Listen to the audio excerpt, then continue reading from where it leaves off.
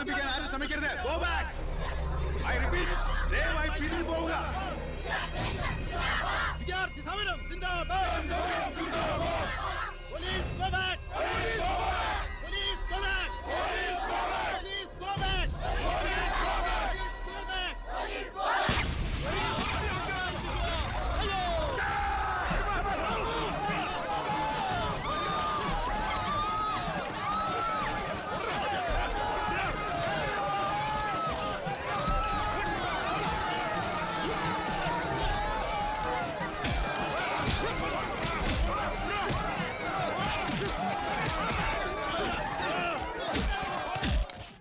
Hello Pavithra, എന്തോ?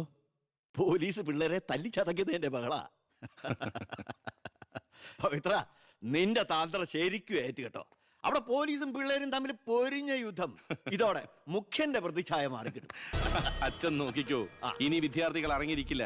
കേരളക്കരയാകെ പ്രതിഷേധം കത്തിപ്പടരും. വിദ്യാർത്ഥികളെ തൊട്ടുകളിച്ചോ, മക്കളെ നീക്കൾ സൂക്ഷിച്ചോ,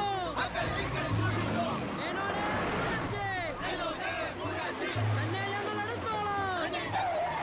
വിദ്യാർത്ഥികളെ തൊട്ടുകളിച്ചോ, മക്കളെ നീക്കൾ സൂക്ഷിച്ചോ, വിദ്യാർത്ഥികളെ തെരുവിലിറക്കി, കളിക്കാൻ നോക്കണ്ട.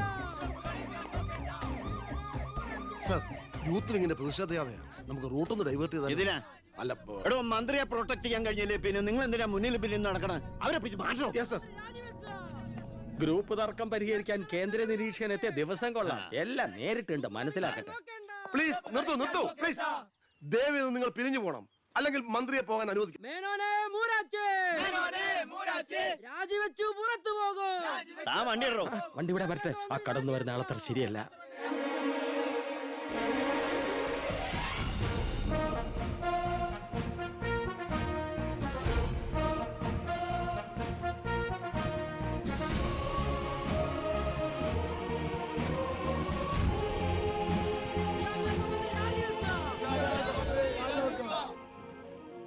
സാർ, അക്രമം അഴിച്ചുവിടാൻ വന്നവരല്ല ഞങ്ങൾ. മന്ത്രിയുമായി ഞങ്ങൾക്കൊന്ന് സംസാരിക്കണം. Hello, control room. C A Vijayan here. വിദ്യാഭ്യാസ മന്ത്രി ആരുടെ നെഞ്ചത്തൊക്കെയാ കയറാൻ പോണത്? നിങ്ങൾ എന്തിനാ എന്റെ വഴി തടയുന്നേ? വിദ്യാർത്ഥികളെ പോലീസ് മൃഗീയമായി മർദ്ദിച്ചു. ബോംബെറിഞ്ഞതിന്റെ പേരിൽ നിരപരാധികളെ പിടിച്ച് അത്തിട്ടിരിക്കുന്നതിന് നിങ്ങൾ ഉത്തരം പറയണം. അതൊക്കെ പോലീസ് വകുപ്പ് കൈകാര്യം ചെയ്യുന്ന മുഖ്യമന്ത്രിയോട് ചോദിക്കണം. അയാൾക്കെതിരെ സമരം ചെയ്യണം. ഓ, അവനെയും കൊണ്ടുവാ. നിങ്ങളുടെ അധികാര മോഹങ്ങൾക്ക് വേണ്ടി പാവം വിദ്യാർത്ഥികളെ കരുവാക്കാൻ നോക്കണ്ട.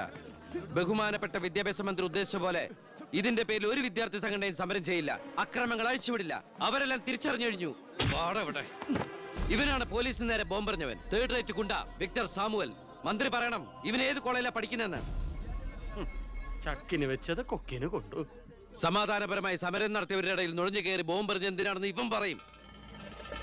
ആര് പറഞ്ഞിട്ടാന്ന് ഇവൻ പറയും. കത്തിക്കട കോലം. പെർഫെക്റ്റ് കോലം. വിദ്യാഭ്യാസ മന്ത്രി രാജിവെക്കുക. വിദ്യാഭ്യാസ മന്ത്രി രാജിവെക്കുക.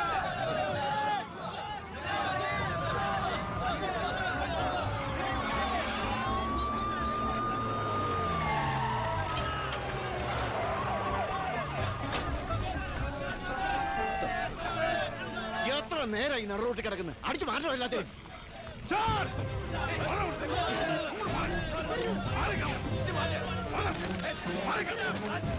വയലിനായിട്ട് താനും തൂക്കിക്കോളും. സർ, വെറുതെ ഒരു ഇഷ്യൂ ഉണ്ടാക്കണം. കോലം കത്തോട് രസിക്കുക. അടിച്ചു ഓടിക്കൊല്ലാതിനെ.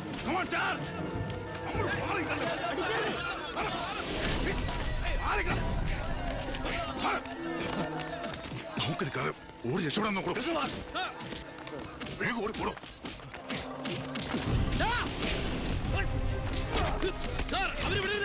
അവനെ ബോംബെറിഞ്ഞ്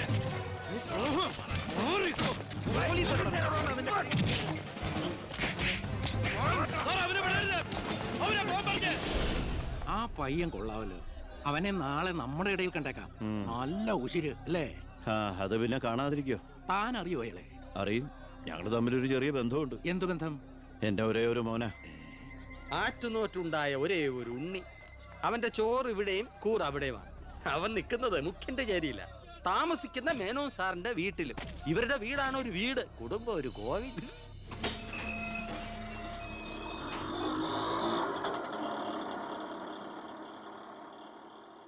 നിർത്തിക്കോ മുമ്പിൽ വീടാ, ഇനി പോവില്ല.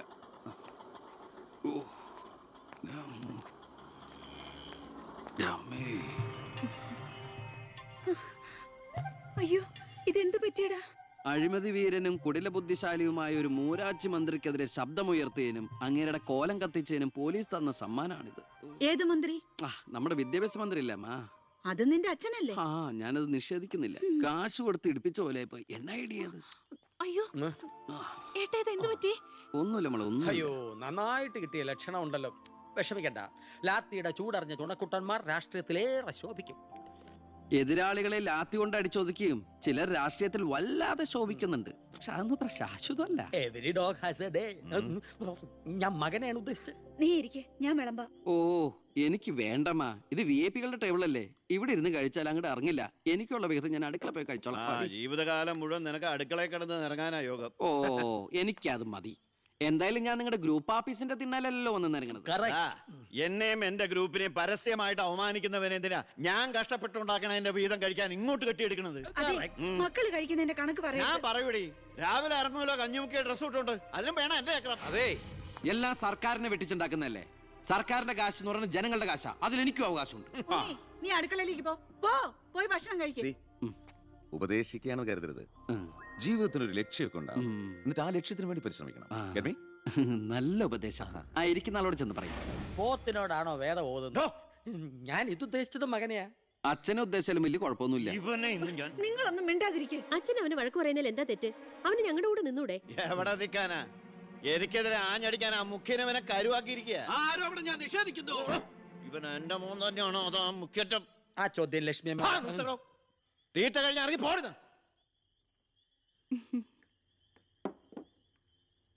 നിനക്ക് അവിടെ പോയിരുന്ന അവരോട് കഴിച്ചാൽ എന്താ? എനിക്ക് അവരോട് ഇരുന്ന് ശരിയാവില്ല ഏട്ടാ. അവരൊക്കെ വലിയ വലിയ കാര്യങ്ങളെ പറയണേ. എനിക്കതൊന്നും മനസ്സിലാവില്ല. എടി, അവരെന്താ പറയണേന്ന് അവർക്ക് എന്നെ മനസ്സിലാവണില്ല.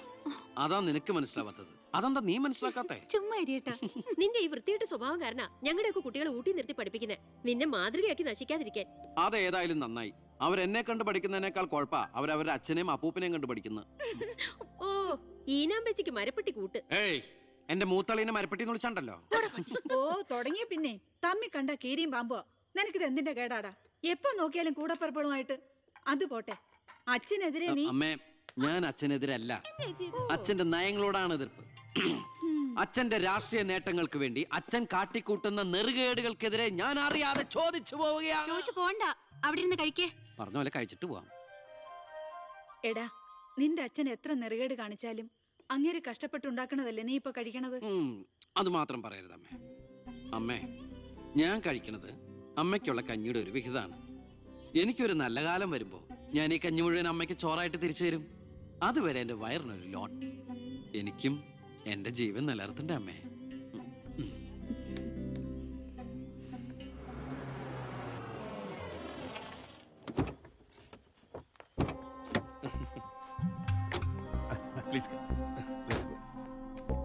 ഇത് അനിൽ മുഖർജി, നമ്മുടെ പെപ്കോ കോള കമ്പനിയുടെ CEO.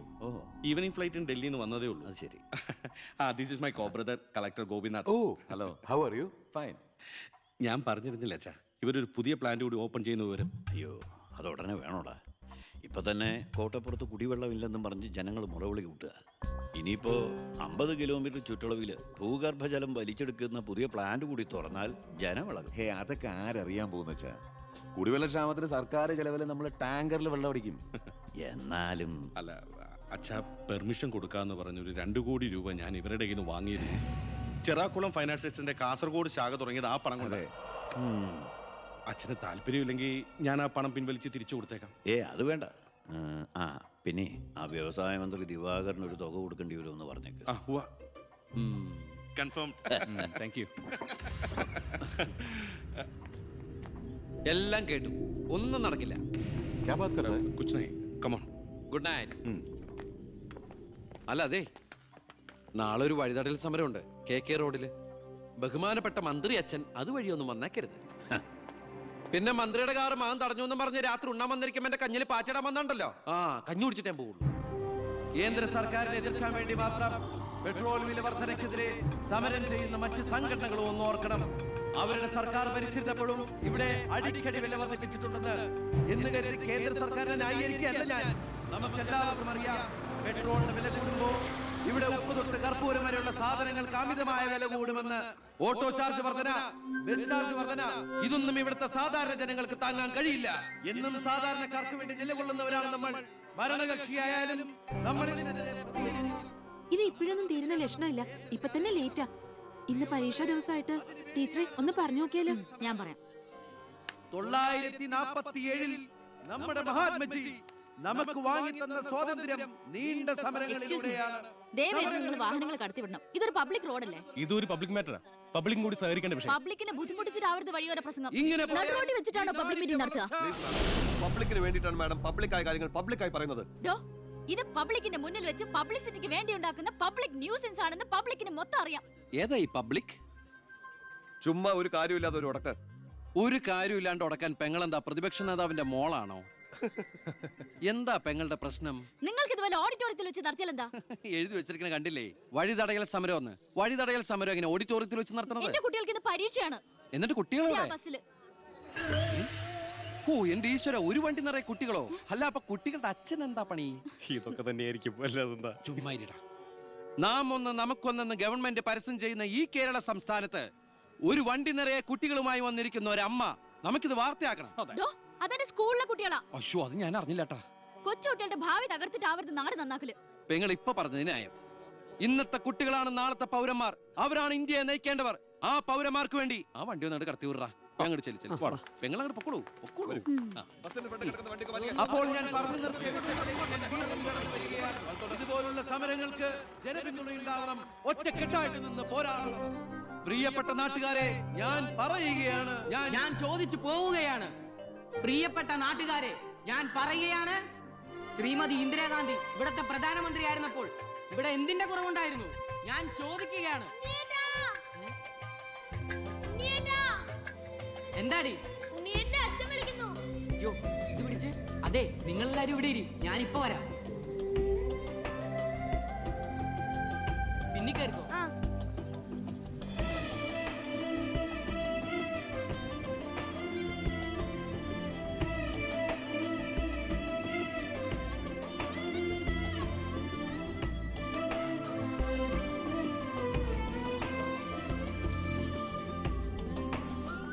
മോളെ ഇതോടെ ഒന്ന് കഴുകി വെച്ചേരെ. ശരി.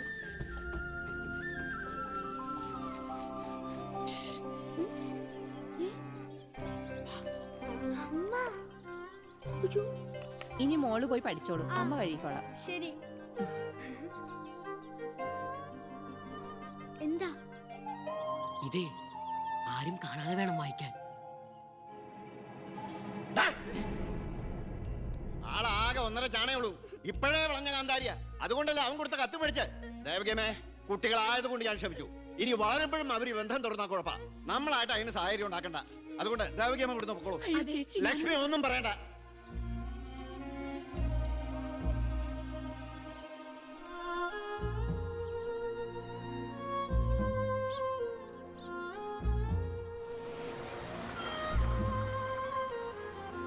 ടീച്ചറെ, സ്കൂളെത്തി, ഇറങ്ങണ്ടേ?